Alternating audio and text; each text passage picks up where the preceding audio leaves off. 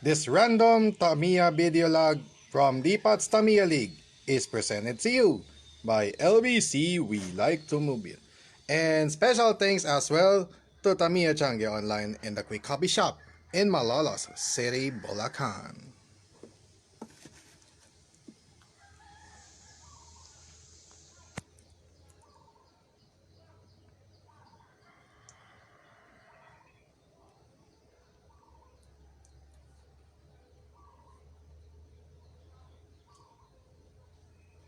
Yosh!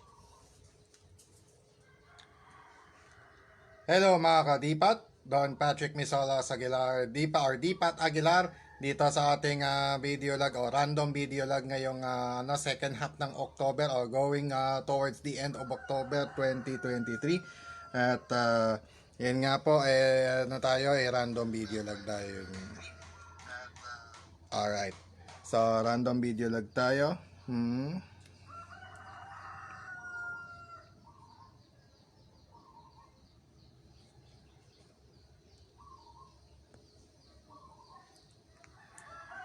Okay, check ko lang natin.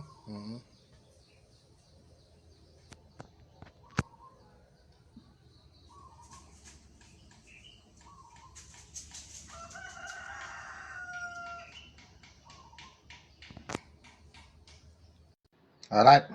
So, in-adjust ko lang yung ating natin. Alright. So, ito tayo mga kadipat yan nga po, may sinet up lang po yung inyong lingkod na natin, special feature so that maisama natin yung yung iba kong mga pages. Yan. Yes.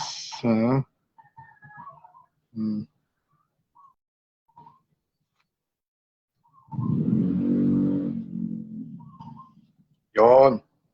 Kailangan pala Okay. Ayos na. Okay. So mga kadipat, yun nga po, nandito nga tayo sa ating random video log ngayong October. Actually, part 1 nung October 4, ngayong October 26, ngayon lang yung part 2 natin. Ngayong October, nagkataon na maganda yung, medyo, sabihin na natin parang blessed tayo ngayong buwan na ito kahit papano. 10th month of the year is medyo blessed lang tayo kaya nagkataon na meron tayong part 2 ngayong October 2023. At narito po tayo ngayon sa ating random video log ngayong araw na ito ng October 26, 2023, final Thursday of October 2023. At ilang araw na lang po, sa Sabado matatapos na yung kampanya ng Barangay at SK elections. At sa October 30 ay pupunta sa mga polling precinct o mga polling precincts po natin para bumoto. Opo. So, kaya,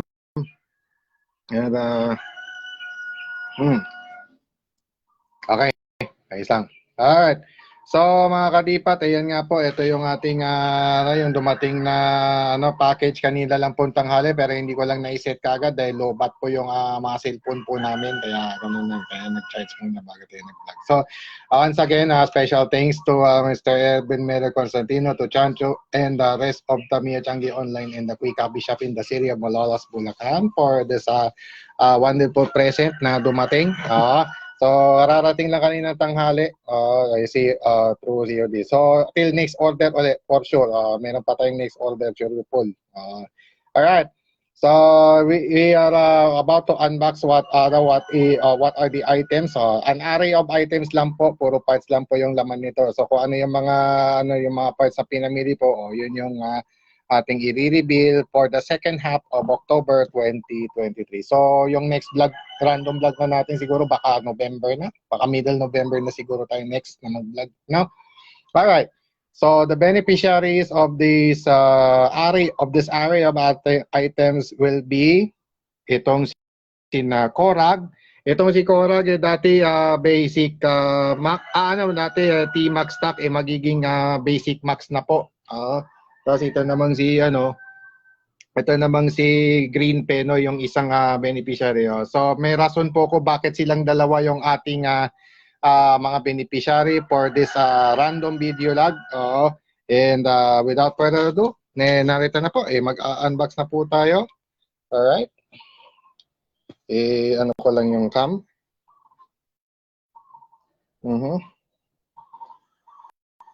Ni. Anyari. Anyari.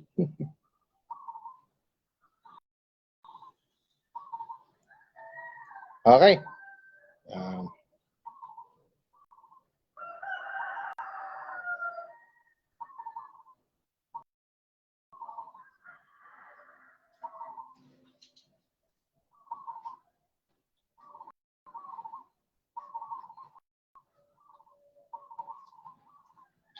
Um,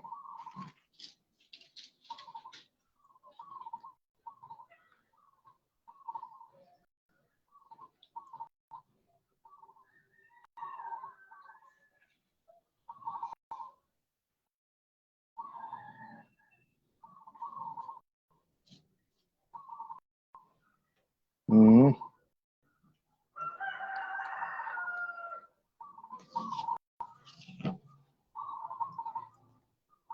may nire-reset lang tayo.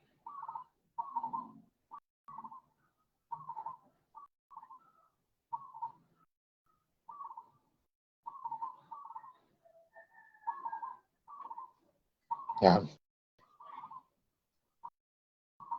Nick. Hindi pala pwedeng accept. Yari. Kailangan ko pala lumipat. Wait lang.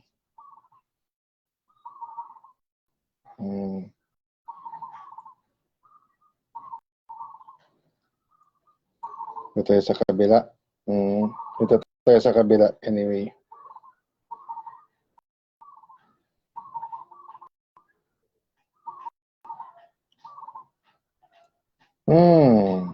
Okay. So, mga kadipat, inaayos lang ang inyong lingkod na na ibang mga detalye.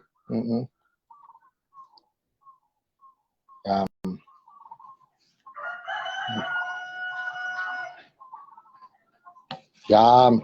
Okay. Alright. So, may inaayos lang ang inyong lingkod na natin. Iba pala yung na-i-invite ko. Dorog.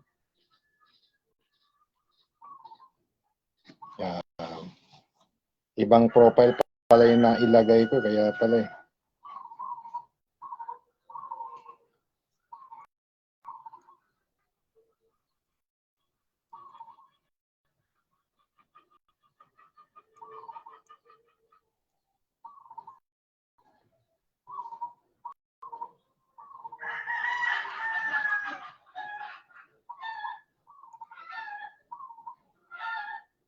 Wala, ayaw. Ayaw talaga, ayaw. Ayaw eh. Ayaw. Umayaw yung ating natin. Sandali. Dito na tayo sa isa. Alright. So, na lang natin, ilipat na lang natin sa ibang area. Ayan. Yan pala eh.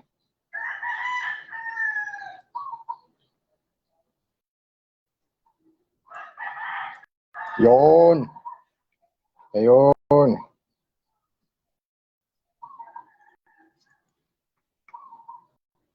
Ayun, may semi-request pala.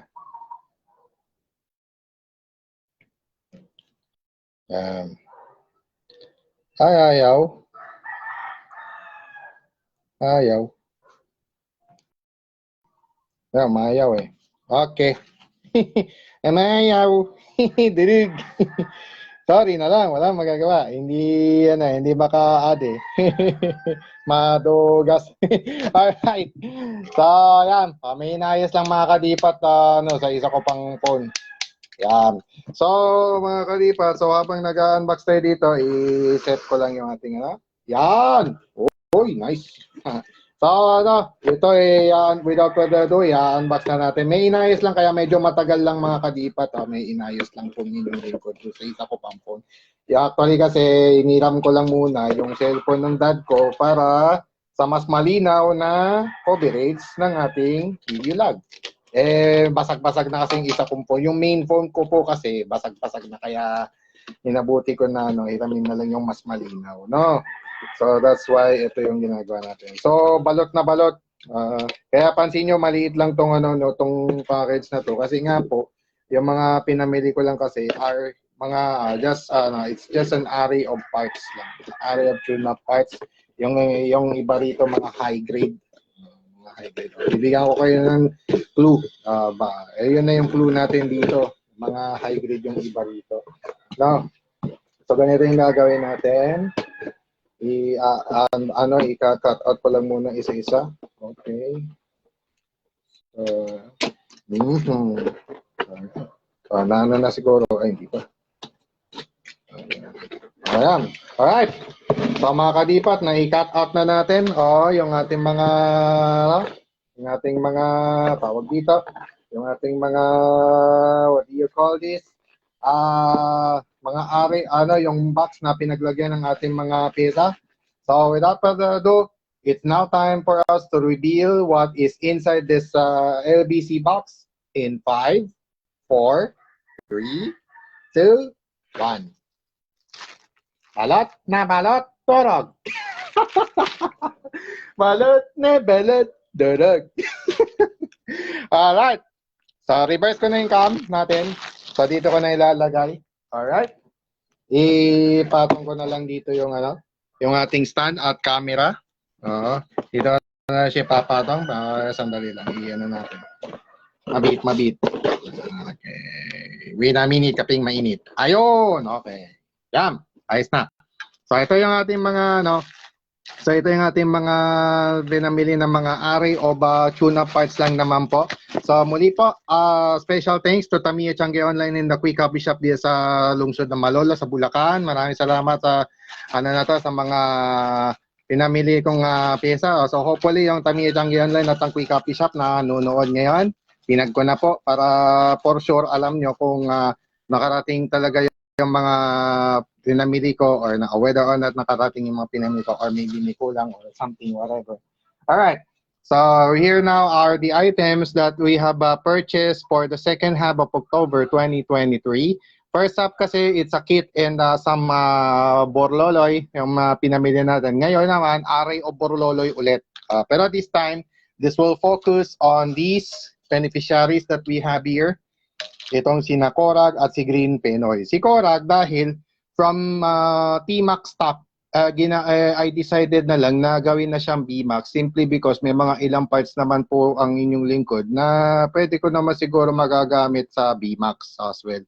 At yun, dadagdagan ko na ng ibang mga may ibang mga ayuda. And on the other end, ito naman si Green Penoy. Actually kay Mojito itong ito yung original kasi ni Green Penoy talaga. Kaya lang, ang nakaset lang, pinahiram ko. Parang sabihin na natin parang pinahiram ko lang kay Mojito, itong chassis ni Green Penoy. So, ngayon na nakuha natin yung isang item na para kay Green Penoy talaga, I think makukumpleto ko na rin siya.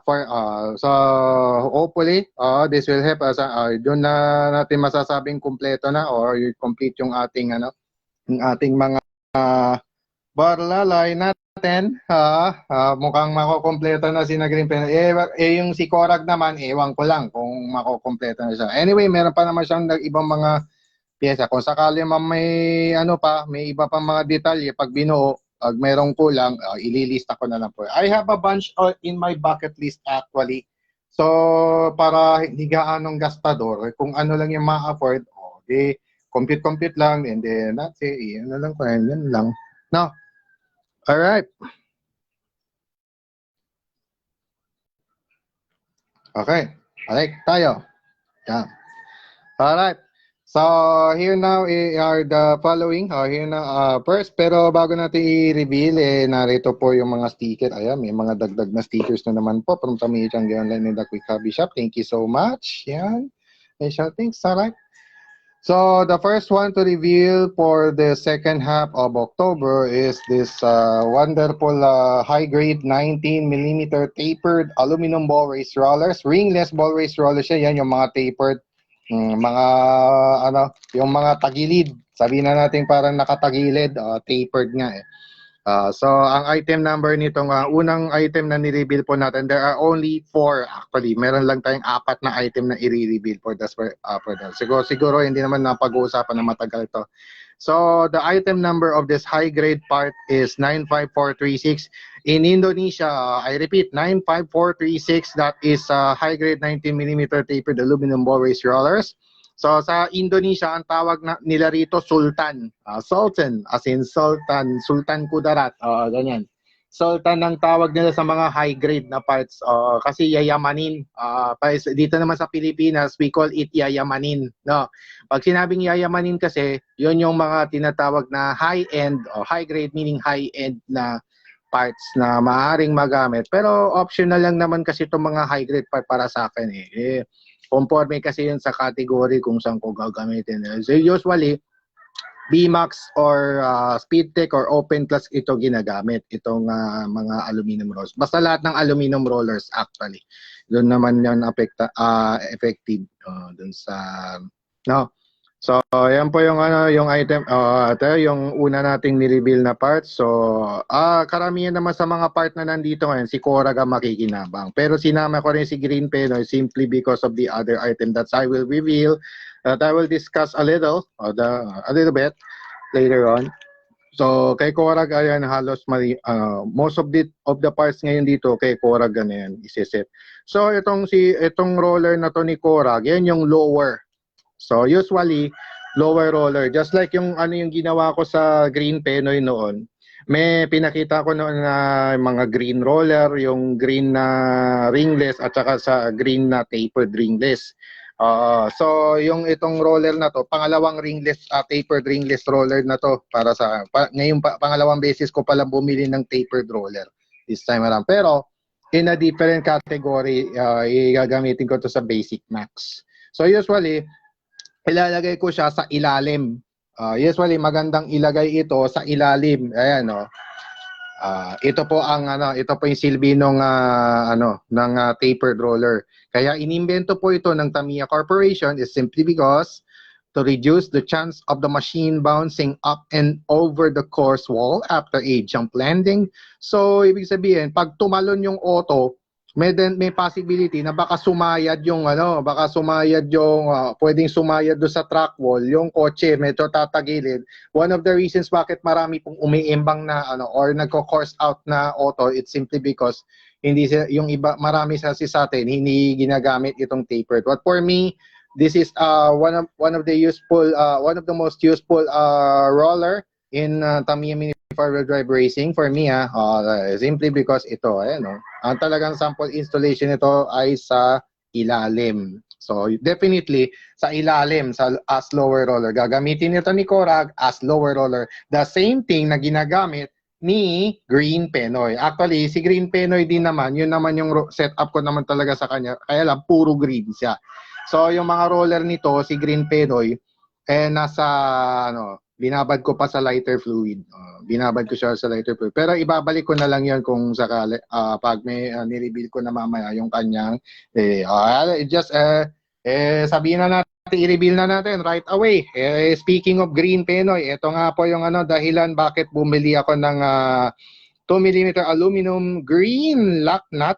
Green aluminum lock nut.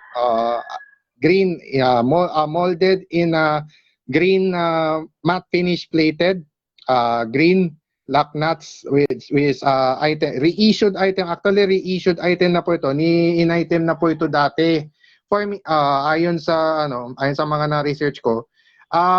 Reissued item na tong green aluminum lock nut. This time ang reissued item number nito is 95424.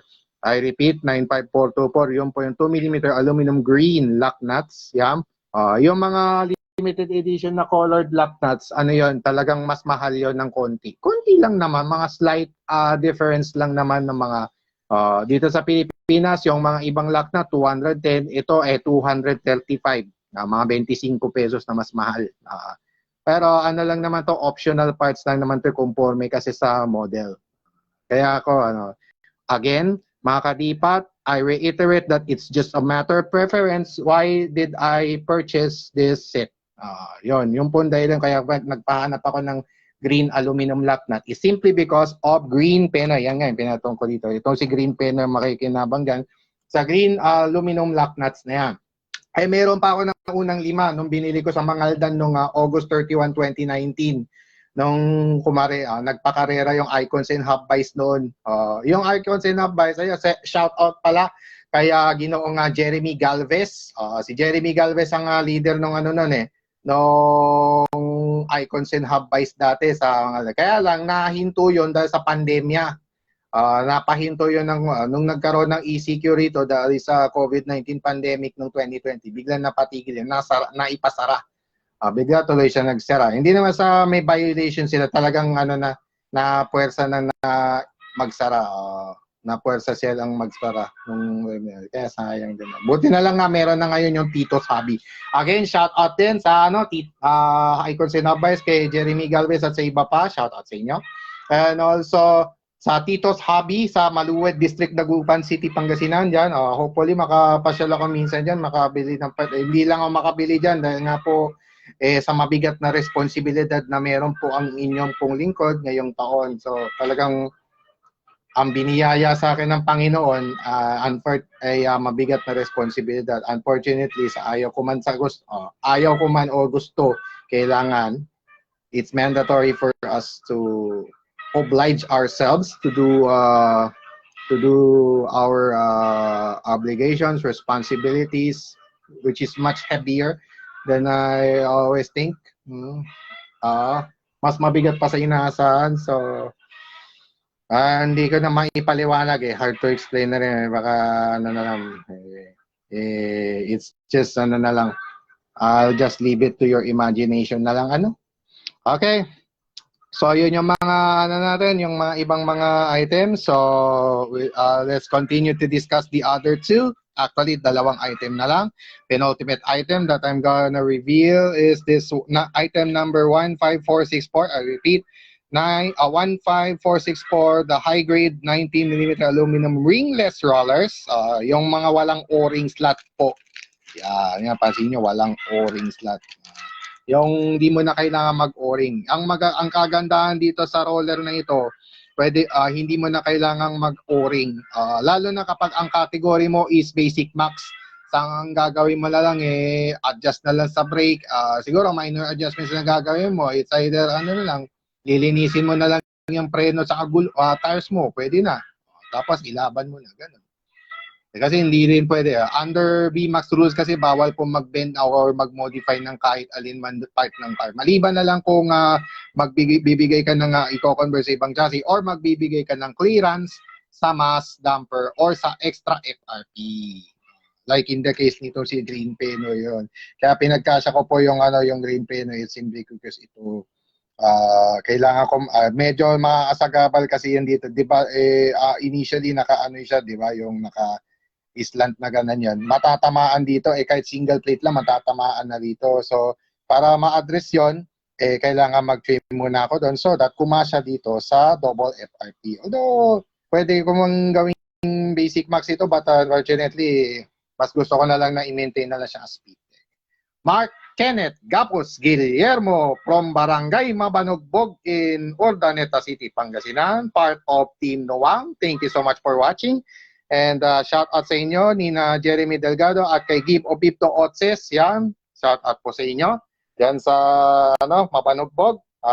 Hindi lang talaga ako makalabas ng bahay dahil nga talaga kailangan tumupad sa obligasyon ng anak sa magulang.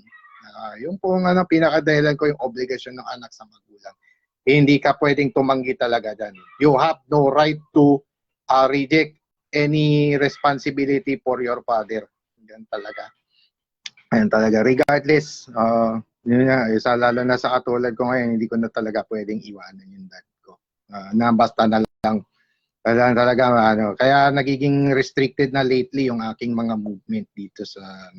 Kaya parang most of the time sa loob lang ako ng bahay. Buti na nga lang, meron naman mga Tamiya shop na pwede ang cash on delivery. So, I don't need to go out and just pay for whatever I want to buy or something like that.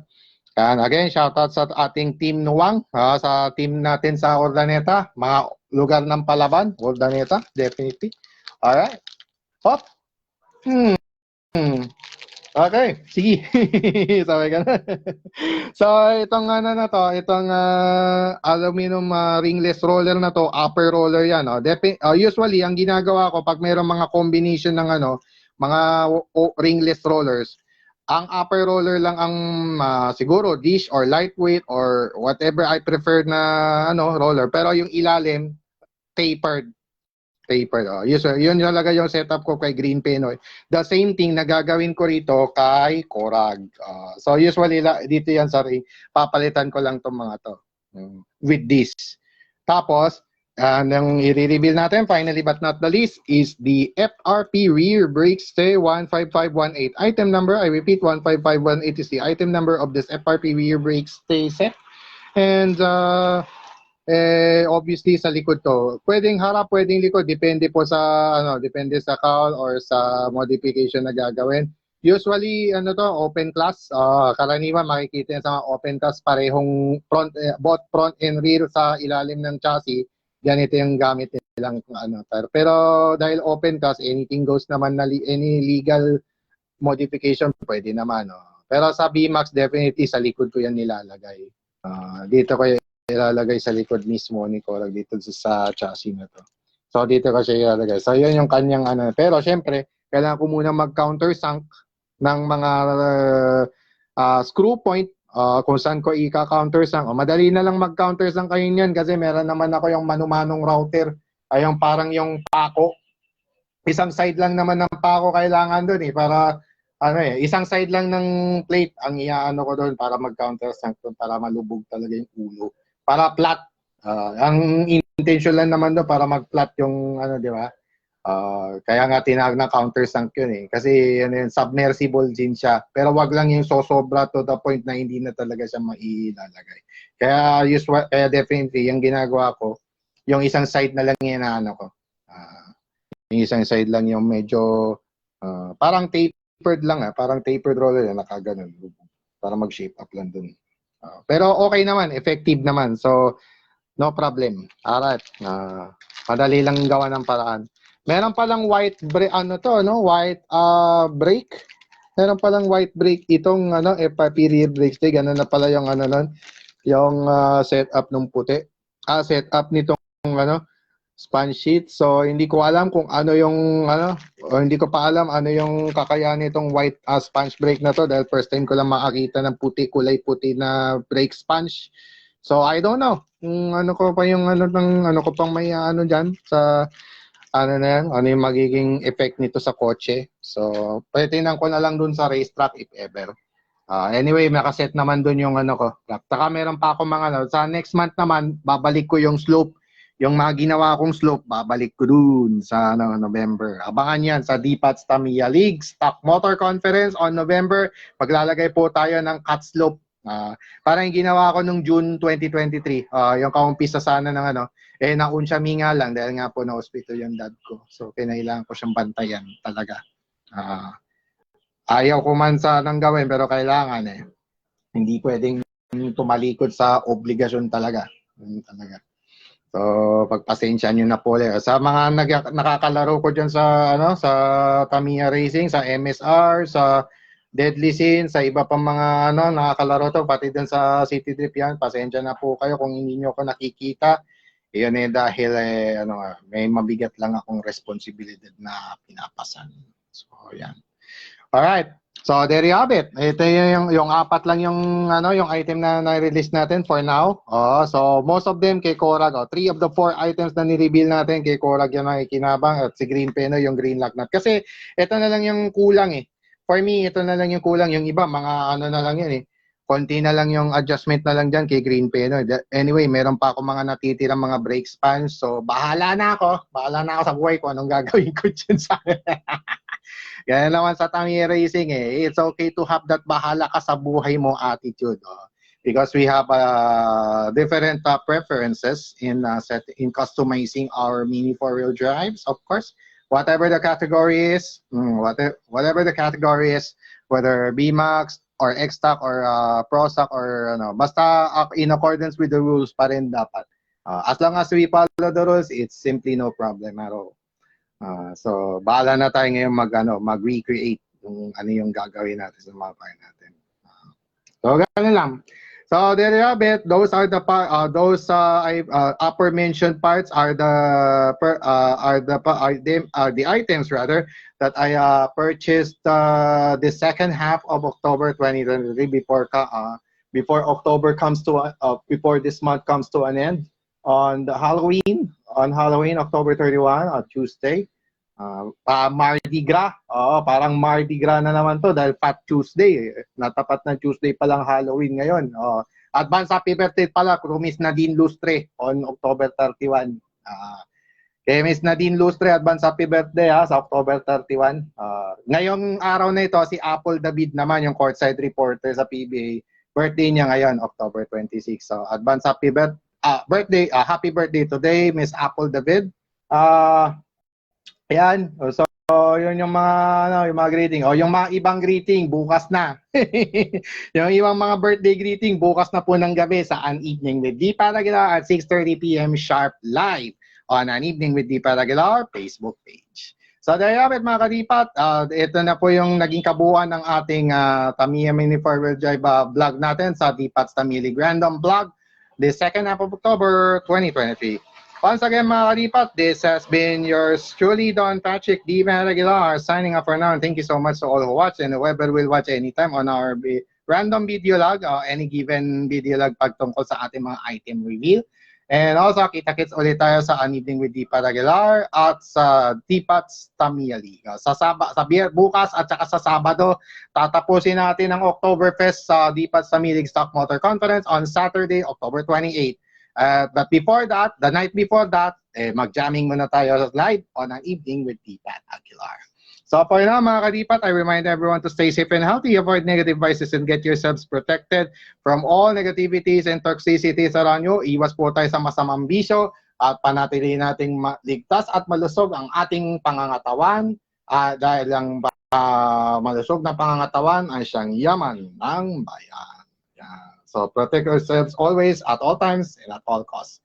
All right. And as always, to God be all the glory and honor. God bless to all of us. God bless our beloved Maharlika Nation, and God bless the entire world and all of us Filipinos across the globe. At muli po, ito pong inyong punong lingkod, Don Patrick Deepa Aguilar, leaving you a pleasant Thursday afternoon to all of you. And as always, mahalin po natin ang Pilipinas at sama-sama po tayong bumangon muli at ipakita at ipagmalaki sa buong mundong tayo ay Pilipino. Isigaw na malakas ang ating panalo, taos puso, taas noo, kahit kanino. For now, mga kadipat, this has been another random video log on our Deepat's Tamiya League Random Vlog. For now, mga kadipat, this has been Don Patrick Deepa Aguilar saying, Shukran, Tusen Tak.